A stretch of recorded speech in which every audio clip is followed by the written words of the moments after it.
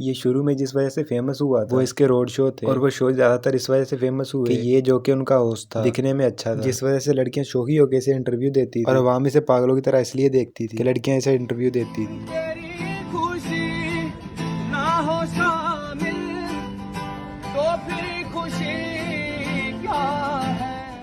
और इसके बाद फिर फैमिली व्लॉगिंग के बुखार ने हिट किया, इसलिए इसने भी उस तरफ शिफ्ट किया। और इसके पास बीवी नहीं थी तो इसने पहले शादी की, क्योंकि फैमिली व्लॉगिंग में जिस फैमिली को लोग देखते हैं वो बीवी है। बाकी फैमिली का वर्ड तो ये बस अपने बेशरम होने के फैक्ट को छुपाने के लिए इस्तेमाल करते हैं। बहुत कम है, सिर्फ 10 मिनट रह गए हैं, ठीक है।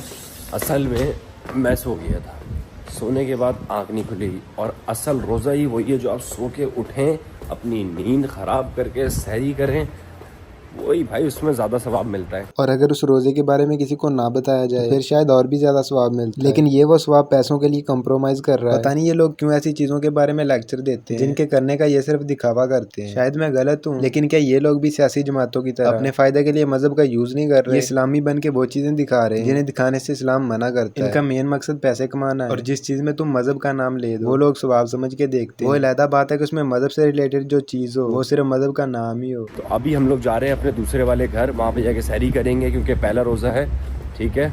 तो बिस्वा भी मेरे साथ साथ है, बस मैं वहाँ पहुँच रहा हूँ क्योंकि व्लॉग में बंद कर रहा हूँ इस वजह से क्योंकि टाइम बहुत कम है। मुझे नहीं लगता कि इतना सा व्लॉग बनाने की भी इसे कोई जरूरत थी। ये बताने के लिए टाइम ज़ाया कर रहा है, इसके पास टाइम कम है। दुनिया में उनसे फजूल तरीन लोग कोई नहीं होंगे जो फैमिली ब्लॉगर्स को देखते हैं। लोगों को ये चीज देखने में क्या मजा आता है कि एक बंदा रोजा रखने लगा है। वो खड़ी हुई गाड़ी उधर खड़ी हुई, और आपका भाई सब जगह घूम गया, बगल में चोर शहर में ढंढोरा, वो खड़ी हुई। जाते ही साथ में नावाले बने हुए मेरे, जाते ही साथ हॉक को मुंह में डालने हैं, पानी पीना है और नियत करनी है बस। तो अब इस इन्फॉर्मेशन का हम क्या करेंगे? इसके इतने ड्रामेटिक होने की वजह ये नहीं है कि इसे रोजा छूट जाने की फिक्र है, बल्कि वजह ये है कि ये चाहता है कि लोगों को लगे कि इसे रोजा छूट जाने की फिक्र है। मैंने आज तक किसी को नहीं देखा जिसके पास रोजा रखने के लिए थोड़ा सा टाइम बाकी हो और वो घर वालों को एक्सप्लेन कर रहा हो कि वो किस तरह जल्दी जल्दी रोजा रखे बजाय जल्दी जल्दी रोजा रखने के। ये लोग जिस लेवल का दिखावा कर सकते हैं वो देख के बंदा हैरान रह जाता है। घर पे मैं पहुंच चुका हूँ, ठीक है। सहरी में मैं खा रहा हूँ पराठा, उसके साथ कीमा आलू कबाब, सही है। इससे मैं सहरी कर रहा हूँ, और दही जल्दी करो, टाइम नहीं है। हाँ सही खा रहा हूँ। पापा गए हैं?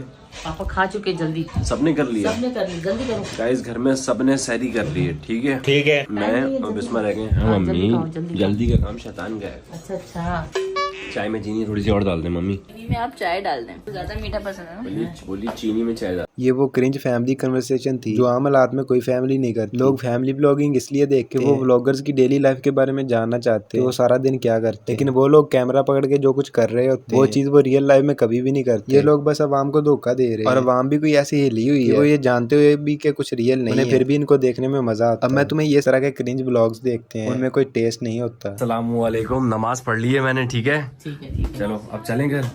चलो भाई मम्मी, चलो भाई, अल्लाह हाफिज, अल्लाह हाफिज, चलो भाई, अल्लाह हाफिज।